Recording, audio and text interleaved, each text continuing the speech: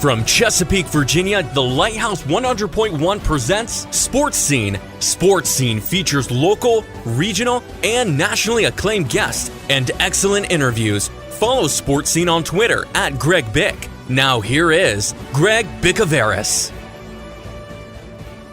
Sports Scene, midweek online and Saturday on the radio from 10 to 11 a.m. on 100.1 FM, 1010 a.m. TuneIn.com, type in WPMH. Greg Bicouvaris along with Joe Daniel. Sports Scene is an interview show, and also watch sports highlights on nnpstv.com. Tell your friends about gjbtv.com and click the YouTube link on the homepage for archived audio and video. Twitter at Greg Bick, that's GREGBIC. And you can see the rest of my Twitter handles on gjbtv.com in the contact section. Thank you to our military. Guest lineup presented by Outback Steakhouse in Kempsville. Featured guest Jim Ducibella. Sponsors on gjbtv.com, marketplace sponsors, and Hampton Roads onlinemall.com. Phone line presented by Craft Burger Bar in Virginia Beach on Mediterranean Avenue. Show presented by HRSMHOF.com with the big ceremony May the 12th. March Madness rolls on. Great interviews, business segments, highlights, commentary, what teased me off. Thank you for making the habit to listen to Sports Scene weekly, and we love our regulars, newcomers, and tourists. Good Italian food, daily specials, and a place people enjoy is Spaghetti Eddie's. Indulge in their mouth-watering pizza, pasta, subs, salads, appetizers, and desserts. Open 7 days a week. Log on to SpaghettiEddiesPizzaCafe.com and visit them at Taylor Road in Chesapeake for lunch or dinner, and like them on Facebook. Italian food you can count on is Spaghetti Eddie's. Catch up on archived editions of Sports Scene by going to gjbtv.com and clicking the YouTube image on the homepage. Now back to Sports Scene with Greg Bicouvaris.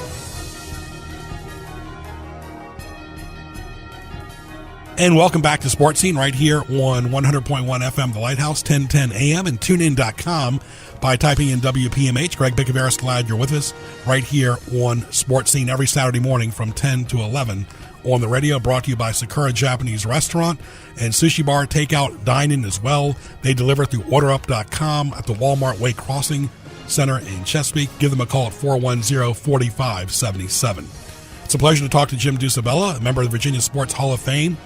Will be in the Hampton Roads Sports and Media Hall of Fame later this spring. Longtime columnist with The Pilot, and he's retired, and is also now at William & Mary. Welcome.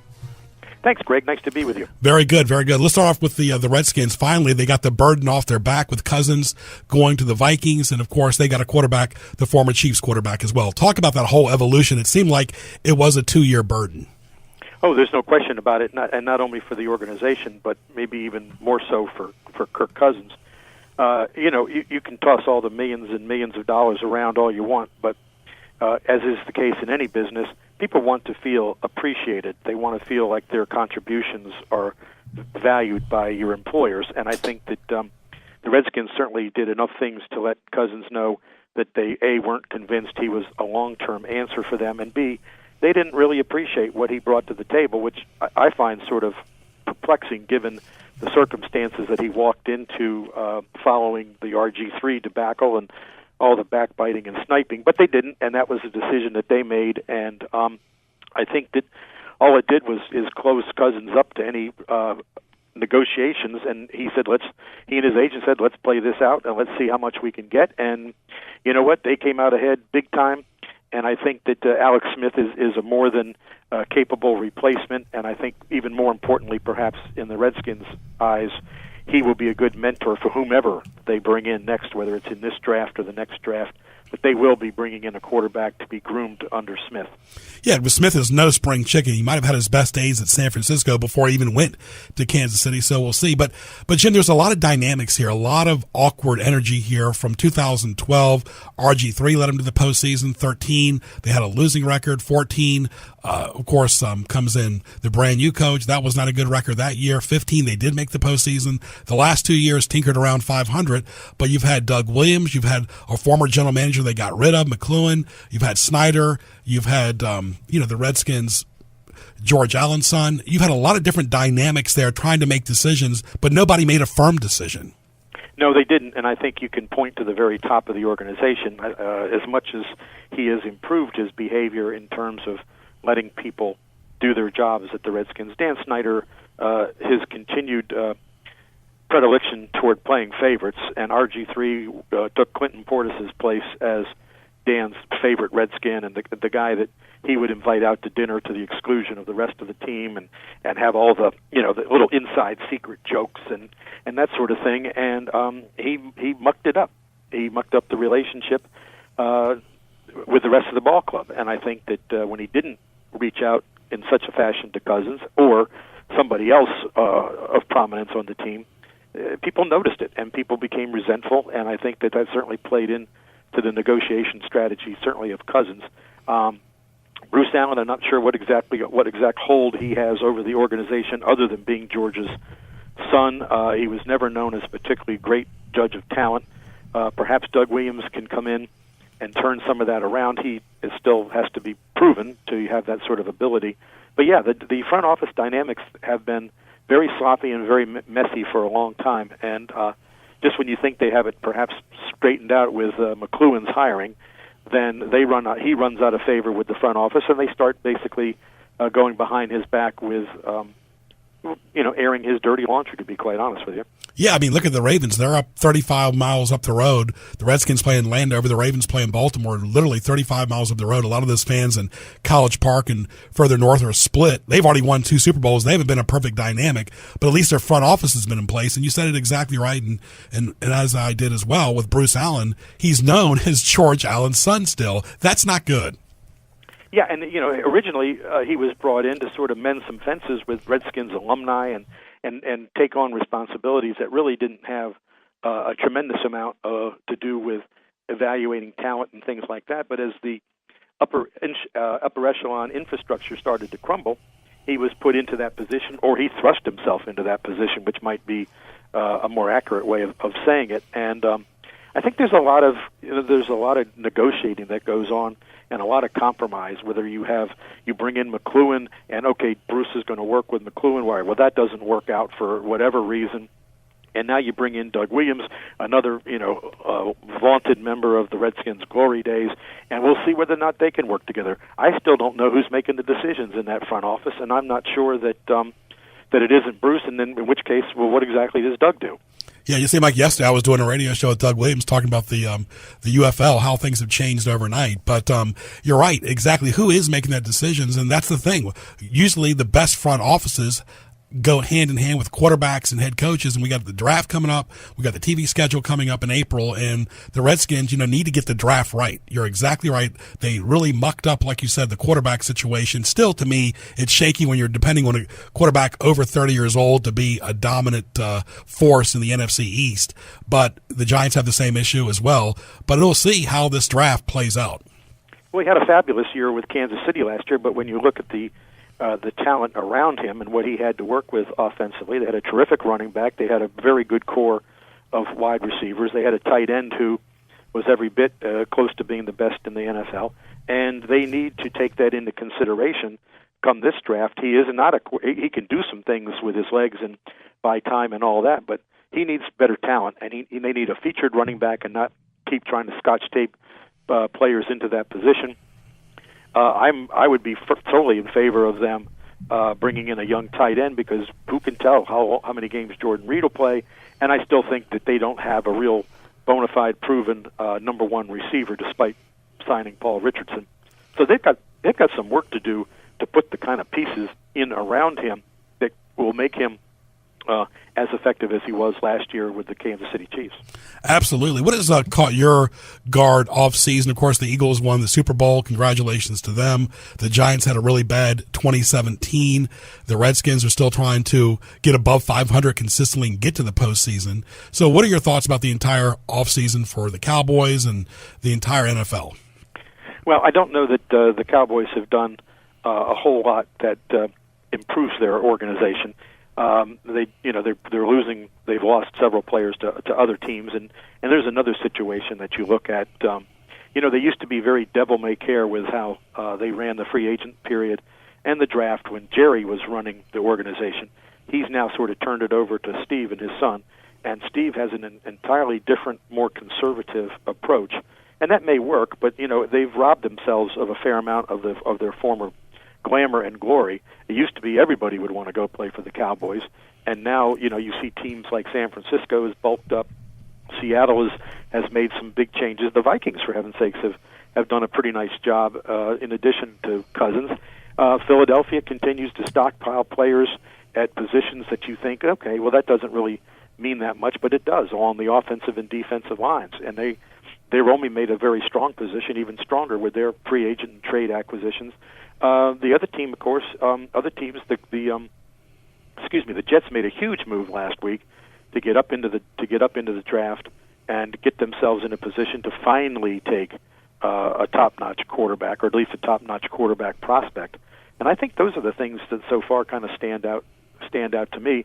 Washington's been very quiet. Orlando Scandrick, he's an okay slot corner who's got some years on him.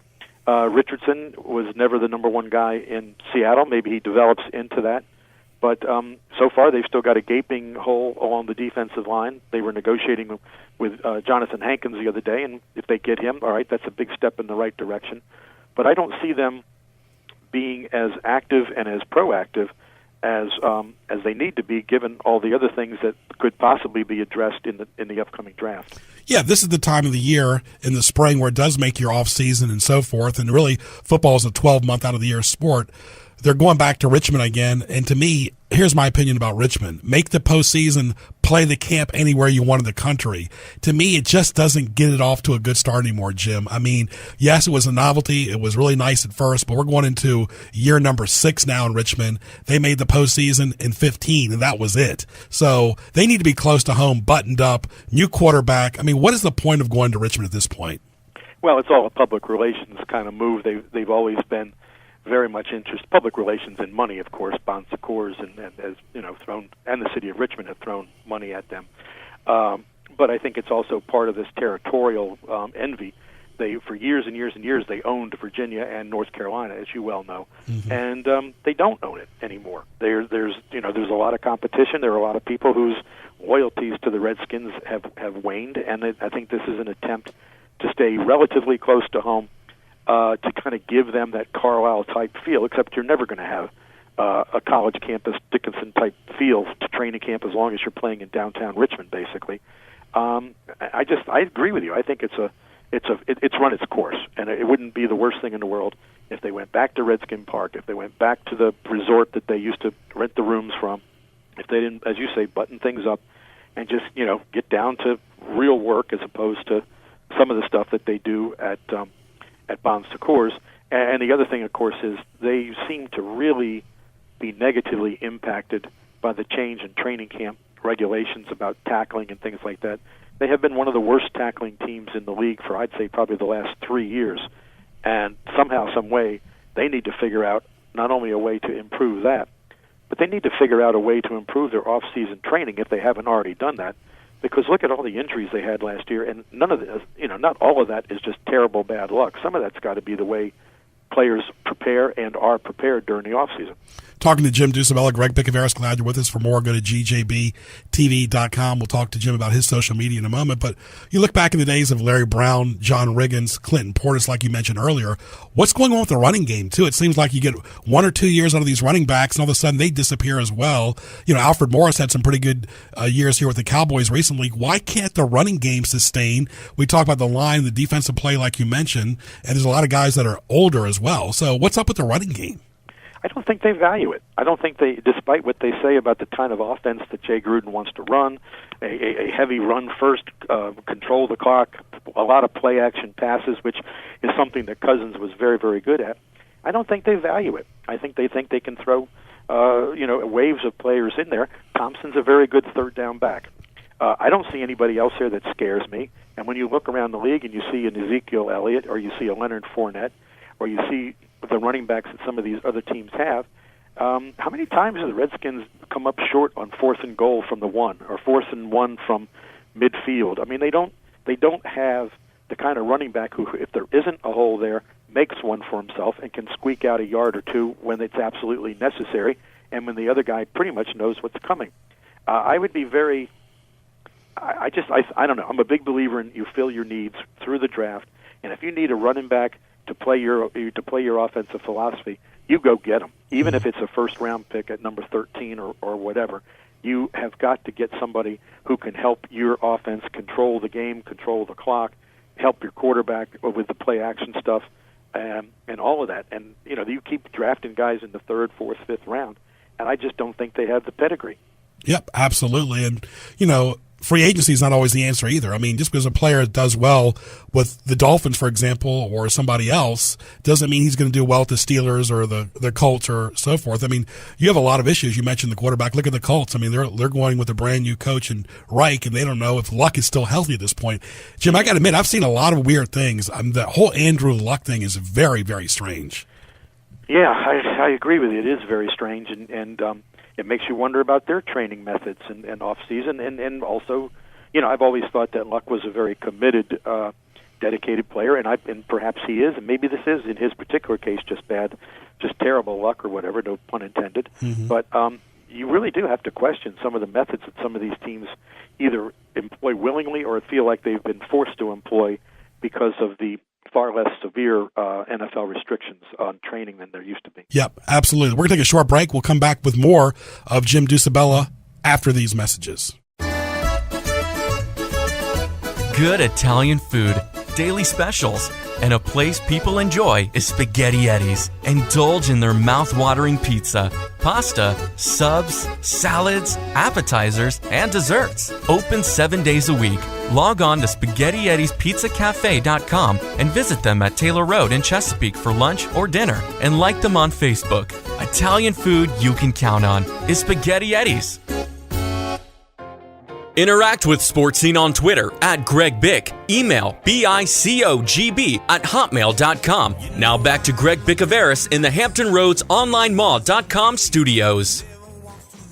Talking back with Jim Ducibella, we were talking about the Colts, we were talking about the Redskins, we were talking about the dynamics of the offseason. Like it said, the offseason is the season within itself, and of course the great programs take the offseason just as serious as they do the summer and the regular season as well. Well, that's absolutely the case, and I think part of what you see with the Redskins' free agency, everybody throws this phrase, the culture of winning, around rather cavalierly, but there is some truth to that, and I don't think, quite obviously, the Redskins have developed a culture of winning or a culture of class that entices players to want to take a hard look at them. That doesn't mean they're going to sign everybody they go after, but they've had precious few even visits from players, and whether that's by design, I don't think so. I don't know why you wouldn't bring as many guys in, as you possibly could, and then sift through the ones you want to make an offer to. But I think in some respects, as bizarre as it sounds, players have been kind of turned off by all the dynamics that the Redskins put forth, and it isn't a top option for them. There's players who want, all right, I'll take the money. What the heck? Sign a year contract or a 2-year contract, take the money, and then see how things go. Do things change? If not, I can get another contract somewhere. But I don't see a real desire among players to make D.C. a destination. Very good. Jim, we're in March Madness, switching gears to a little basketball as well. Everybody knows Virginia got beat by now. They got beat by a team in the DMV, UMBC. It just seems like Virginia, kind of like the Redskins, they play okay during the regular season, but once they get to the postseason, or even if they get to the postseason, they kind of crumble. And really, that's how fans remember you, how you do in the postseason. Terry Holland's teams made the Final Four a couple times. They sustain. What's up with Virginia's basketball team? Well, I think they play a style that is very much like walking a tightrope.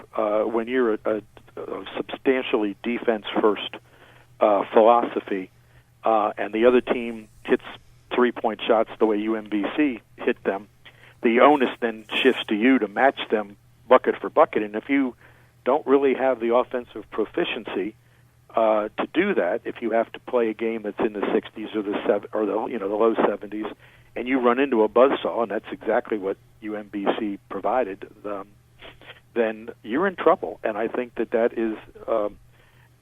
one of Tony's issues at UVA is you've got to adjust your philosophy. I think we see that across town at Old Dominion.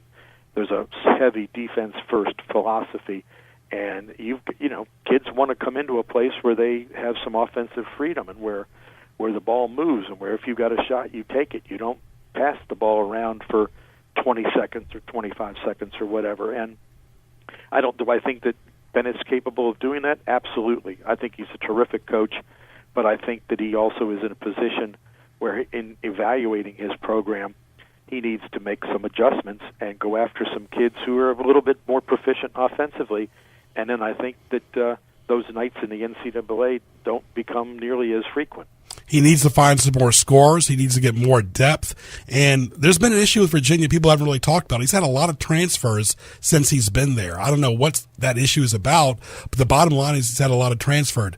Moving gears to Old Dominion, they didn't make any tournament at all, but to their credit, Marshall won a game in the NCAA tournament, and Western Kentucky as well, and Middle Tennessee did pretty good in the NIT. That's a shame that Old Dominion had no mark in the postseason as well.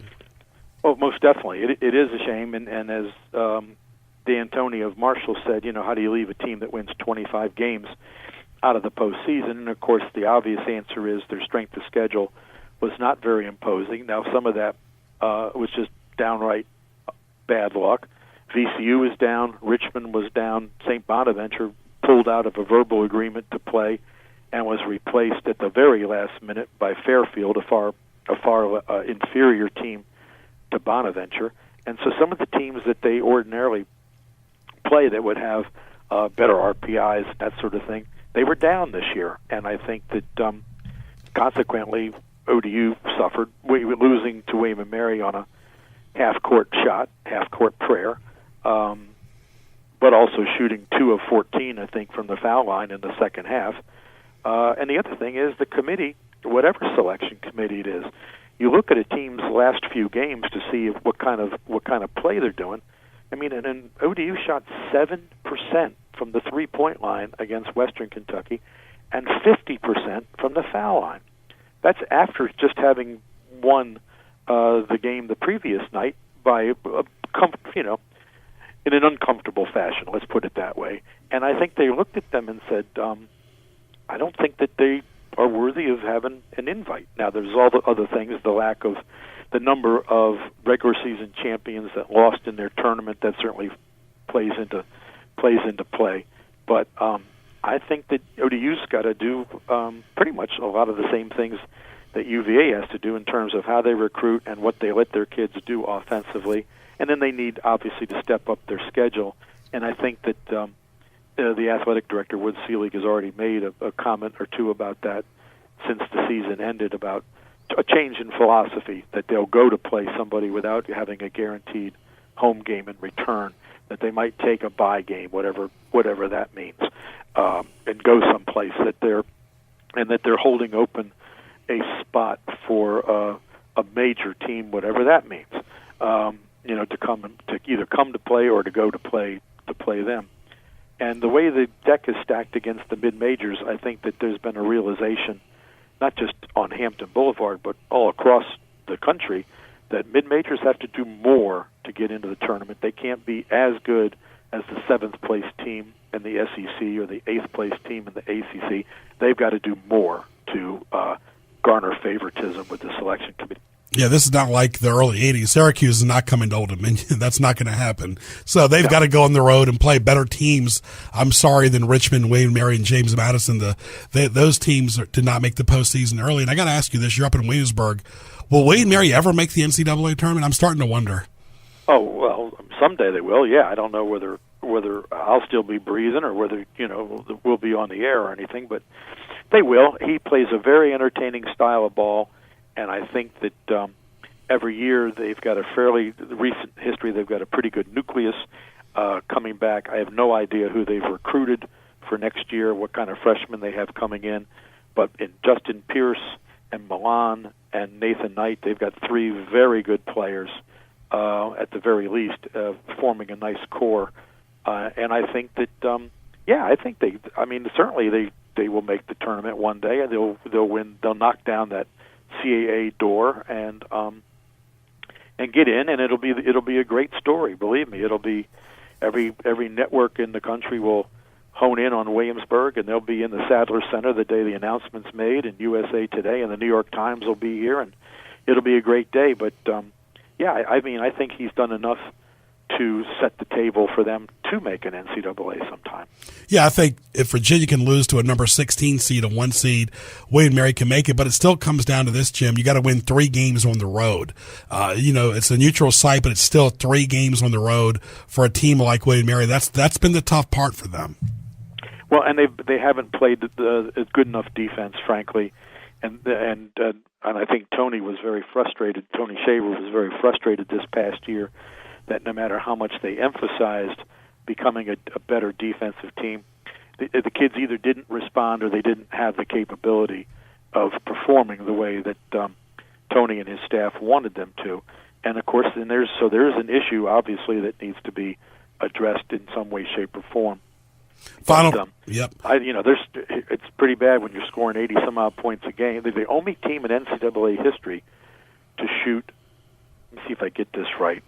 50% better than 50% from the field, better than 40% from 3, and 80% from the free throw line. Only team ever in the history of the NCAA to do that, and they were sitting at home with barely over 500 record. Yeah, unbelievable. They got to make the postseason, the NCAA tournament. They've made the NIT. Final question or two with Jim Ducibella. Jim, you primarily made your living in the print media. What is the future of print media? You see most of these newspapers now are pushing online, but I don't think nobody signed up for them back in the day to be online, to constantly do updates online, to get a print edition. I mean, you worked in the day when there was a Daily Press and the Times Herald and a Virginia Pilot and Ledger Star. Those days are long gone. But what is the future of print in general? How much longer can it sustain? Well, I think it's not unreasonable to think that maybe 15 to 20 years from now, there'll be maybe a dozen major newspapers in the country, and everybody else will be sort of a community paper with a very limited, even more limited, reporting staff, and it'll be heavy on community news, and people will be getting the major portions of their news from either online with the New York Times, Washington Post, etc., or television. And the way things are going with all these fake news, websites and everything, people seem to be more gullible than ever to fall for some of these things. And I think that nobody ever figured it out. There's a fabulous book that's several years old, and I'll make this quick, called The Morning Miracle. It's written by Dave Kindred, who was a former sports columnist at the Washington Post, Sure. Brilliant writer. And he convinced the Washington Post to give him unfettered access for a year. And he tells a story that probably goes back 15 or 20 years, maybe, that there was a fellow at the Post who was kind of a nerdy guy, and the people, Graham and the other people, went to him and said, "Look, figure out what to do with this internet thing. We'll give you 6 months to research and come up with a plan for us." And at the end of the 6 months, he sat down with the Grahams and Ben Bradley and all those people, and he said, "Well, charge for the news that you put up online." Yeah. And according to Kindred, they looked at him and said, "Are you out of your mind? We gave you 6 months, and that's the best thing you could come up with is charge people to put for the news that they get online? We can't do that." And Kindred's point is quite clearly, had the Post taken that jump and done that, the New York Times would have followed, the Boston Globe would have followed, the Philadelphia Inquirer would have followed. Every major paper in the country would ultimately and eventually have followed the Post's game plan, business plan. And things would be tremendously different than, giving away the milk when the cow or whatever. Why buy the cow when the milk is free, or whatever that expression is. How do people? Yeah, but they made a big mistake. Yeah, definitely. How do people get a hold of you now? Are you involved with social media? I know you're not a big fan of Twitter, but you're on Twitter and Facebook. Well, I'm on Facebook, and I have a Facebook page that's my own, and basically was put up initially to promote my latest book, which was King of Clubs, the great golf marathon of 1938, which was the 2012 Golf Book of the Year in the United States, and is still going pretty strong. And but no, you're right. I'm not a big I'm not a big devotee of social media. I do a little bit of tweeting, but I don't know. I guess I like my feet on the ground as opposed to in cyberspace. Mm-hmm. But certainly Facebook, I'm available. Email, I'm available, jdUcibel@gmail.com. And you can reach me through William & Mary as well, which you can look up my particulars on the William & Mary, www.wm.edu. And so I'm pretty accessible. I'd be remiss to ask, since we're less than a couple months away, the future of the Kingsmill Golf Tournament. It's been pretty solid. Doesn't have the luster it did when the men were there. Even the first few years the women played, I think part of that was because they took a couple of years off. What's the future of the golf tournament in Kingsmill? Well, they signed a 3-year contract with Escalante that will begin this year. Geico is come on as what they call a presenting sponsor, which doesn't mean that it's coughing up, the hundreds of thousands of dollars or the entire purse money, but they're a contributing sponsor, which is good news. The field will be strong again this year, and Escalante, which is a corporation that owns 16 or 18 golf courses throughout the country, including the course that the Shell Houston Open, well, what used to be the Shell Houston Open, is played on. They're very committed. They like the fact that this is the first resort course that they have owned. They like the fact that the 2 or 3 4-hour golf telecasts on the Golf Channel amount to a paid advertisement for the resort. I dare say that probably business at the resort is up since Escalante came in, and I think there's a whole new, fresh outlook there that was started last year, and I think will only get stronger. From what I understand, the Pro-Am's already sold out. They've sold more tickets, badges this year than they did all of last year, and so I think people are sensing that the tournament is going to be well run and well played and well competed again, and are responding. That is really good news. Jim, all the best. We look forward to seeing you in the Hampton Roads Sports Media Hall of Fame first class on May the 12th, weather permitting, of course. Wonderful. I look forward to it, Greg. Thanks for having me. Thank you. Jim Ducibella right there, a longtime journalist and columnist in Hampton Roads, doing very well in his post-career with William & Mary as well. I want to thank our good friends at Craft Burger Bar, 1706 Mediterranean Avenue in Virginia Beach. Go by and get some appetizers, Kraft chili, fried house pickles, Wagyu burgers, the Coronado, the Greek, the pepper, the shroom, the sunrise. Excellent toppings, Carolina snap dogs, chicken sandwiches, salads, vegan burgers, house-cut fries, beer-battered onion rings. Go by and see Jamie and the staff near the oceanfront. Kick back at 1706 Mediterranean Avenue, Virginia Beach. Like Craft Burger Bar on Facebook. Stay tuned. Good Italian food, daily specials, and a place people enjoy is Spaghetti Eddie's. Indulge in their mouth-watering pizza, pasta, subs, salads, appetizers, and desserts. Open 7 days a week. Log on to SpaghettiEddiesPizzaCafe.com and visit them at Taylor Road in Chesapeake for lunch or dinner, and like them on Facebook. Italian food you can count on is Spaghetti Eddie's. Sunrise Music Festival 2018. The largest inspirational music festival in Hampton Roads, featuring Lecrae, Danny Goki, Building 429, Unspoken, Citizen Way, Rhett Walker Band, Aaron Cole, Dan Brimnes, and much more. Guest speaker Tom Henderson, emceed by Sean G. Park of TV One Life. Don't miss our Sunday Sunrise Worship Service. Get your tickets today, including VIP tickets to meet the artists and to eat lunch with some of your favorite bands. Let's go to the 2018 Sunrise Music Festival, April 20th through 22nd at the Virginia Beach Oceanfront. For tickets and more information, visit sunrisemen.org. Interact with Sports Scene on Twitter at Greg Bick. Email bicogb@hotmail.com. Now back to Greg Bicouvaris in the Hampton Roads OnlineMall.com studios. It's now time for Greg's Highlights, presented by Hampton Roads OnlineMall.com. All right, welcome back to Sports Scene. I want to thank our good friends at Panera. All items 100% clean. They deliver catering. Take advantage of the rapid pickup option. Soups, sandwiches, salads, bagels, bread, smoothies. They have it all. Go by and see Brian and the wonderful staff. PaneraBread.com. Food as it should be. Visit them at 6255 College Drive in Harborview in Suffolk. Phone number 483-3670. Open 7 days a week for breakfast, lunch, and dinner. Great snacks, great bread at PaneraBread.com. Food as it should be. All right, let's get to highlights. GJBTV.com. Click the YouTube link for archive shows. As well, Sports Scene is online on Twitter, Facebook, and YouTube. Saturday on the radio, 100.1 FM, The Lighthouse, 1010 AM. TuneIn.com, type in WPMH.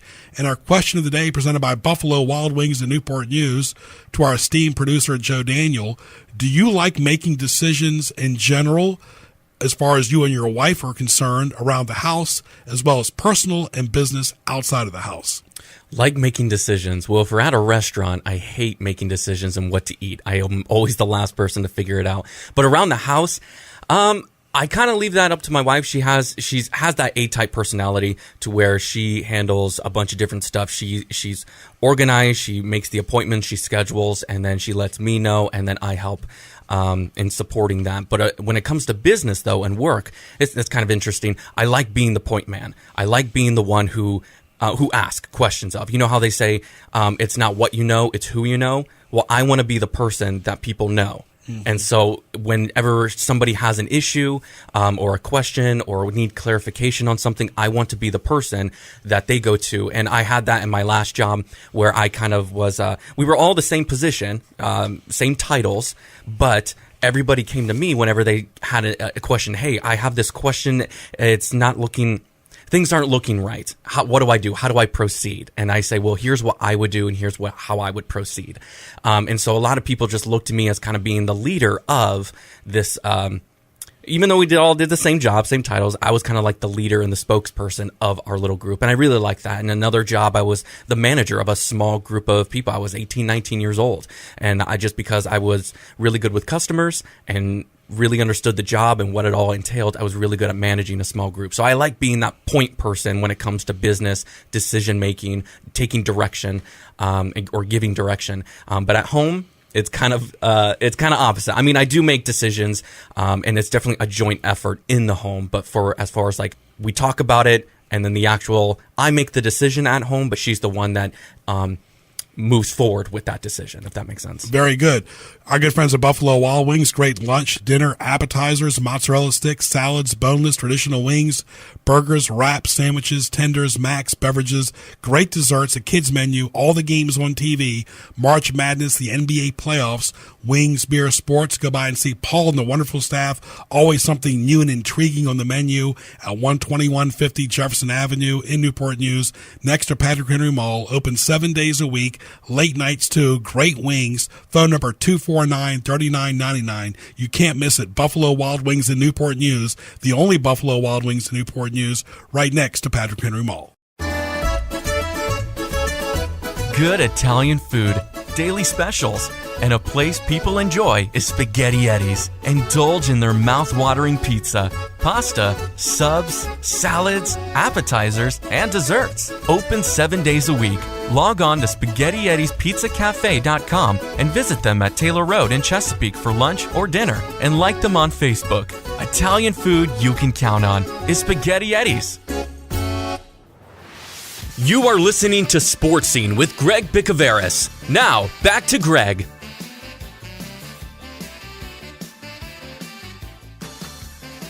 All right, welcome back to Sports Scene right here on 100.1 FM, 1010 AM, and tunein.com by typing in WPMH. Former Menchville graduate, coached at Woodside High School, now for 18 years at Christopher Newport as the head baseball coach. John Harvell, how are you, my friend?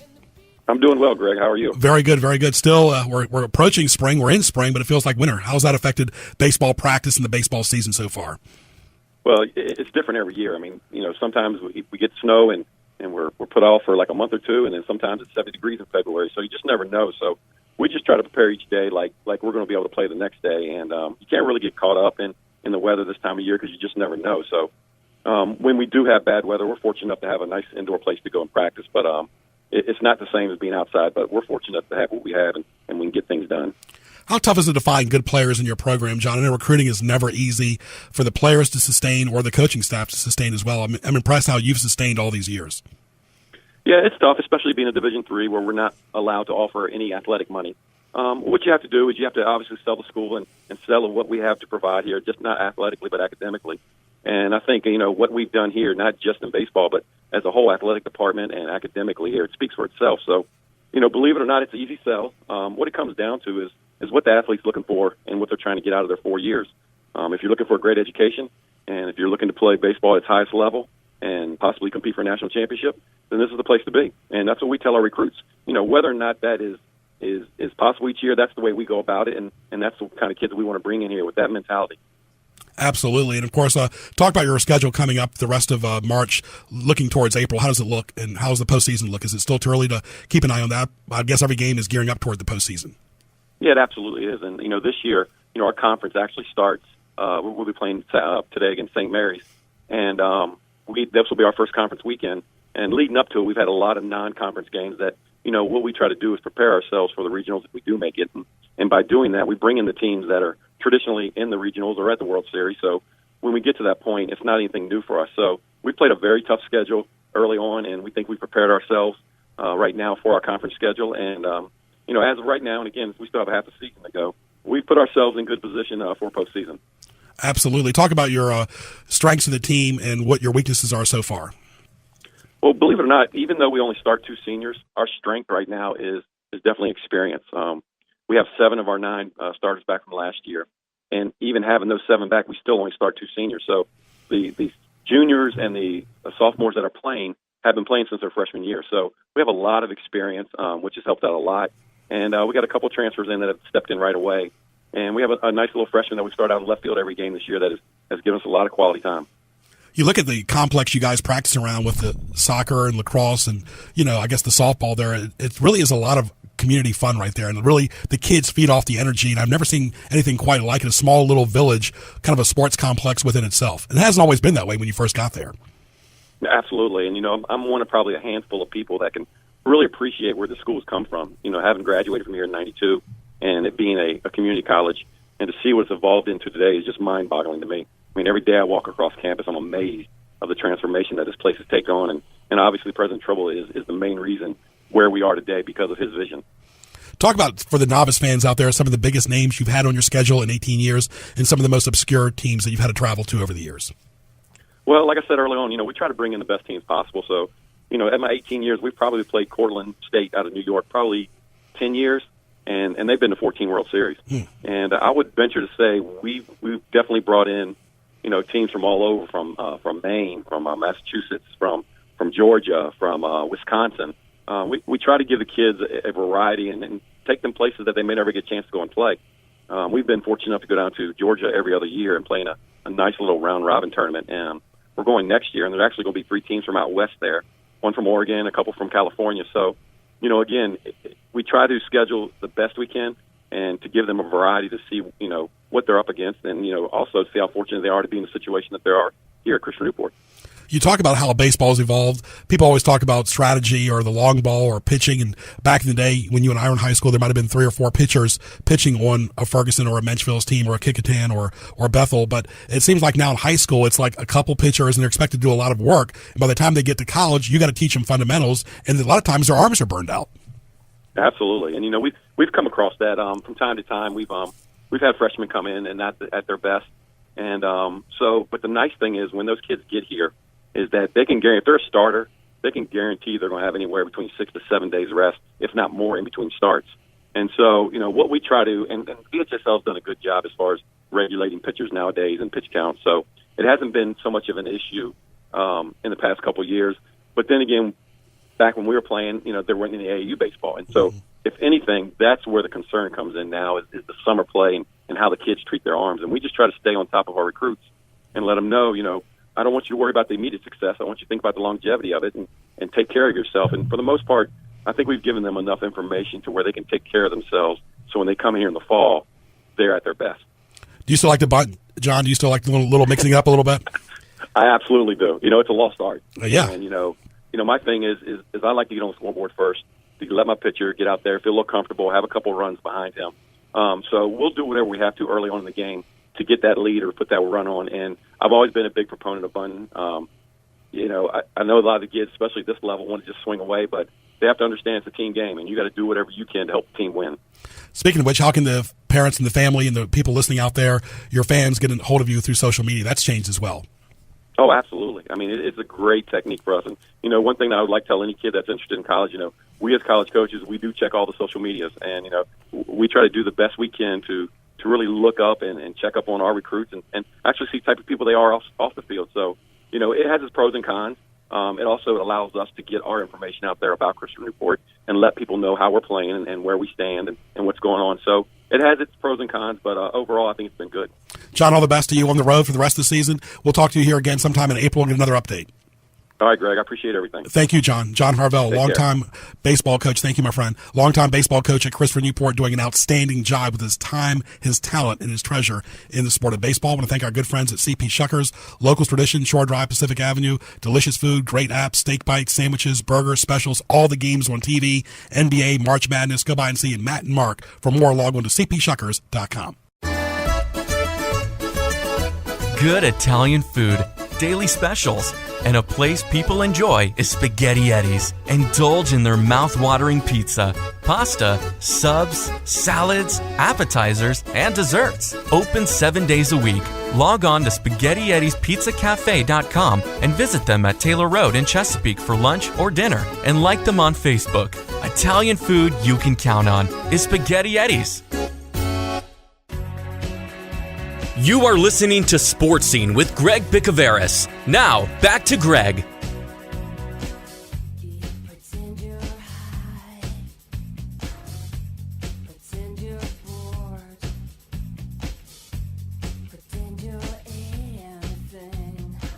And welcome back to Sports Scene right here on 100.1 FM, 1010 AM. Listen anywhere in the world on tunein.com by typing in WPMH. Our monthly regular, Brenda Tusing from the Royal Chocolate. How are you?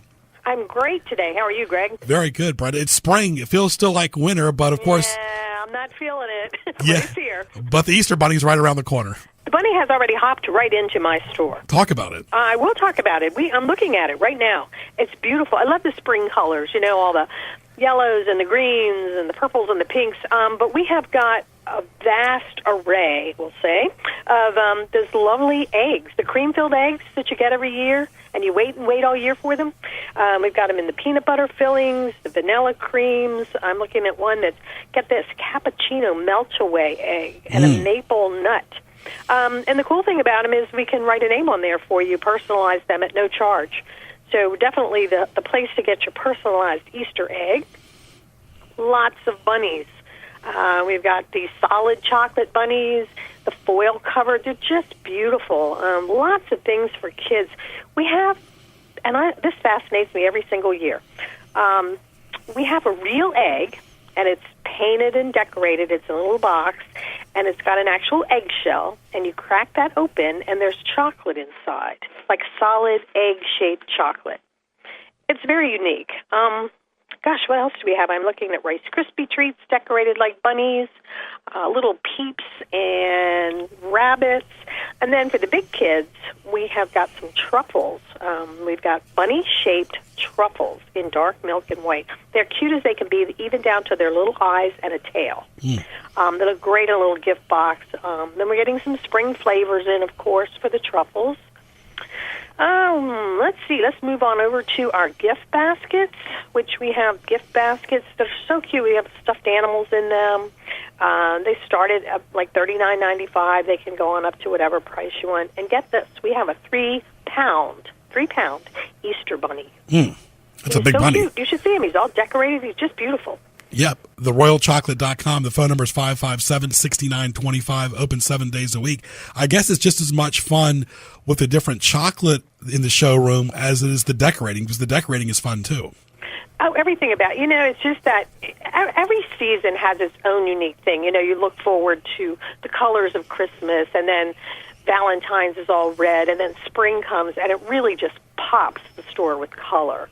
and new flavors, and just a whole different feel about it. So even though it's still chocolate, it's got a neat variety to it. It keeps you engaged, and it's such an interesting place to.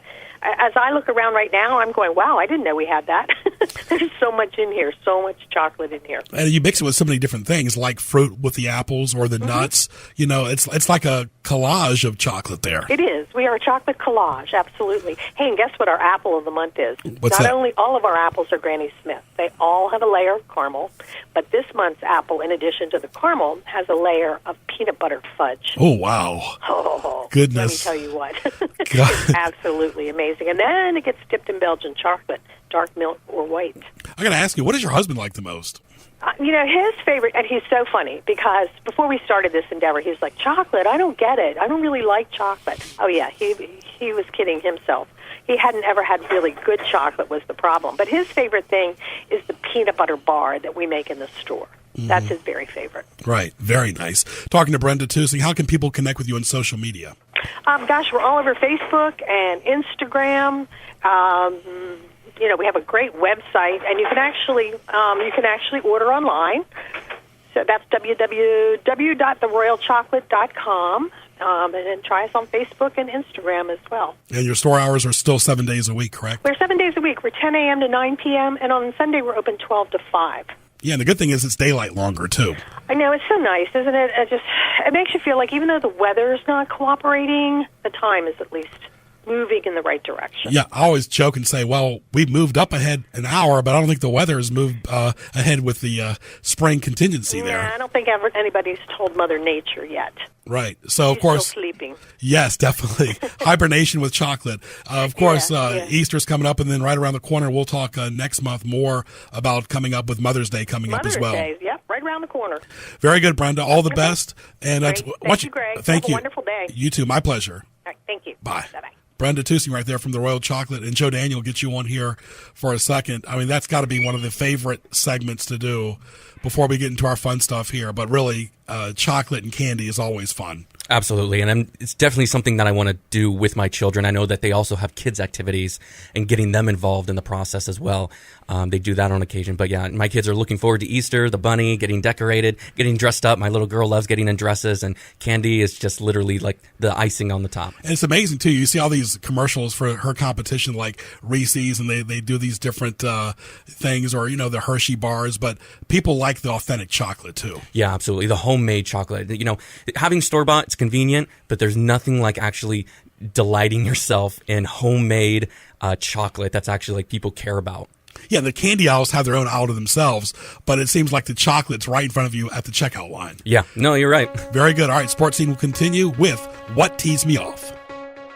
What Tees You Off? Presented by HamptonRoadsOnlineMall.com. And want to thank our good friends at Outback Steakhouse in Kempsville. Go by and see Mike and the staff. Spacious, nice dining area. Excellent bar. Lunch and dinner daily. Burgers, steaks are the best. Soup, salads, appetizers, seafood, pasta, chicken ribs. Great anytime. Chops, appetizers. Excellent features on the menu. Desserts, beverages, dine-in or carry-out. Give them a call at 523-4832. Of course, visit them at 1255 Fordham Drive in Virginia Beach. Outback Steakhouse in Kempsville. All right, what teased me off, Joe Daniel, where you're in a club or in a meeting with, let's say, 11 people and only a few people are speaking. That's not good either. It should be all-inclusive, not exclusive. Yeah, when you get into a group, though, that large, it's kind of hard. I think I don't know where I heard this, but I think like the max that somebody can be in a group, any small group that's above like 6 or 7 is going to break into smaller conversations. So if you do have 10, 11, 15 people, it's going to be 2 or 3 smaller conversations going on at the same time. It's kind of difficult unless you're in like a meeting type setting to where like a boardroom, a board conference room, then that's something like that. But when you're out and about, that's kind of difficult. You know, you have a lot of noises going around and it's distracting and it's hard to hear on the other side of the table. So yeah, you have a lot of different influences in that. But usually 11 people are not going to get a word in edgewise. Yeah, and or they're going to be all stumbling on top of each other. Or interrupting or being rude. People who add you on Facebook and you have no idea who they are just because they have a mutual acquaintance. Yeah, a mutual acquaintance. And they're treating Facebook, and we kind of talked about this before, but like LinkedIn. And like for me, it's like Facebook is good for networking, but it's for friends and family. LinkedIn, that's something different. That's a professional social media platform. If you're going to connect with somebody on a professional level, probably do so on LinkedIn. It's more, I think, appropriate for something like that. Very good, because you're not all up in front and center as well. What else teased me off? People who don't cover their mouths when they cough or sneeze. We've talked about it before, but really when you're working at a restaurant or at a public place or at a cash register, and understand if you got some type of illness, but guess what? That doesn't help the person in line. They're there to buy their stuff and leave without spraying it. Say it, don't spray it. Right. Yeah, and it's interesting, the dynamic that we have. Some people, I hate it when people cough directly into their hand, because their hand automatically touches everything in the room. Cough into your elbow. That is the safest, best spot. There's full coverage there. Very little is going to get released. Cough into your hand. It's going to spread throughout. It's not even being caught. You're just being, coughing or sneezing into the hand. I've never understood. But interestingly enough, in Japan, you see like these people wearing masks, right? I always thought that it was it was for other people.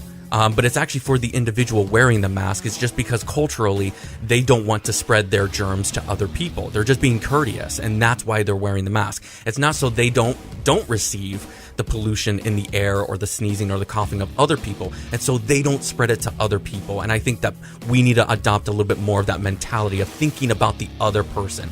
I have something, I'm coughing, I'm sneezing. I need to be a little bit more conscious of that and respectful of other people. Because anything can make you cough or sneeze. Allergy season, it's pollen season right now. And that's my little challenge to my listeners right now. When you go to a checkout line, whether it's retail or a restaurant, wherever, notice how many times the cashier touches his or her face or hands before they touch your products. Makes you very uneasy. Or their phone. Your phone is disgusting. If you actually did a swab and found out what's actually on your phone, it's filthy. Right. But people in the restaurant business, I see a lot constantly on their phone, and then when the order's up, they put their phone down, grab your plate of food, and bring it to you. What else teased me off? Grocery shopping. You really have to be motivated to go buy a lot of groceries, to get in the car, to get out of the car, to find a parking spot. It really is tough. It is, but that's why I like what Walmart is doing and competing with Amazon is you order online. You grocery shop online at your convenience on your phone or whatever it is, your tablet, and then you just schedule a pickup. They shoot you a text or give you a call saying, hey, your order is ready to be picked up. And then on your way back home, everything's there. They bag it for you. You just pick it up. They throw it in your trunk. And they even do really good with substitutions. If you wanted, we ordered like a big old, I forget what it was, but a bag of vegetables or something. It was supposed to be 2 pounds. But they didn't have the 2 pound bag, so they just gave us 2 1 pound bags. And they're really good. They actually, there's a person there who's really reading stuff, reading your shopping cart and realizing, okay, let me do the best to actually serve you. Very good. Last thing, long goodbyes. Whether it's in person or over the phone, just say goodbye and go on. Don't linger that goodbye or one more thing. Yeah. My wife, I don't mean to throw her under the bus or anything, but her and her family, they're so sweet, super sweet people. But they don't know how to say goodbye. They say goodbye. Oh, I'll let you go. And then they get a bit. But how did you talk to your aunt recently? And then they get into a whole nother conversation for 10, 15 minutes. All right, well, I don't mean to take up too much of your time. But hey, I just want to let you know, I really do this. And they get into another 10, 15 minute conversations. And it's adorable. Obviously, they love each other. They haven't seen each other. But yeah, for me, it's especially on the phone. When I call, I'm calling with a purpose. I state my purpose, you give me a response, and then I say, thank you, bye. The less interaction, the better. I think we hit a touching point there on what teased me off today. Very good. Thank you, Joe Daniel. I want to thank our good friends at Charcoal Chicken Pollo a la Brasa, Charcoal Rotisserie Cooked Peruvian-style chicken. Go by and see James and the staff as well. Excellent food, great chicken, great sides, kids menu, dessert, drinks at the Loman's Plaza in Virginia Beach. Open Tuesday through Sunday. No antibiotics, no added hormones, no preservatives ever. Folks, you got to try it. Charcoal Chicken Pollo a la Brasa, Loman's Plaza, 4000 Virginia Beach Boulevard. Give them a call at 486-5000. All right, I want to thank our great guests today, Jim Ducibella, as well as John Harvell and Brenda Tusing, our great support staff here at the radio station, Joe Daniel Gutierrez. For more, log on to gjbtv.com. Hit the YouTube link. And reminder, we'll be on every Saturday morning from 10 to 11 on 100.1 FM, 1010 AM, and tunein.com by typing in WPMH. I'm Greg Bicouvaris. We'll talk to you soon.